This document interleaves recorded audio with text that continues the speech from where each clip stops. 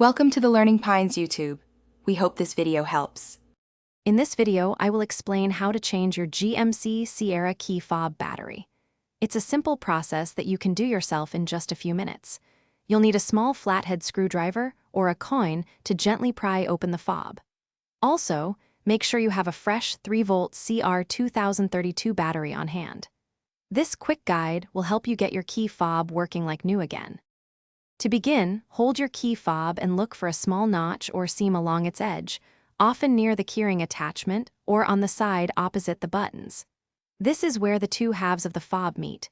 Take your small flathead screwdriver or a coin and gently insert it into this notch. With a careful twist, the two halves of the key fob should begin to separate.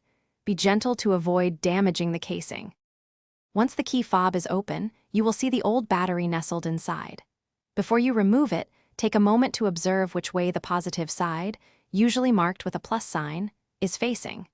This is crucial for correct installation of the new battery. Use your screwdriver to gently lift and remove the old 3-volt CR2032 battery.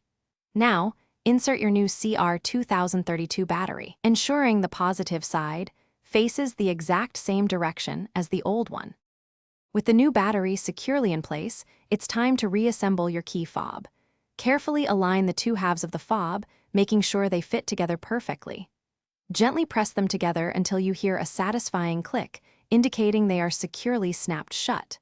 Finally, test your key fob by trying to lock and unlock your vehicle. It should now be fully functional, providing reliable access to your GMC Sierra. Thanks for watching.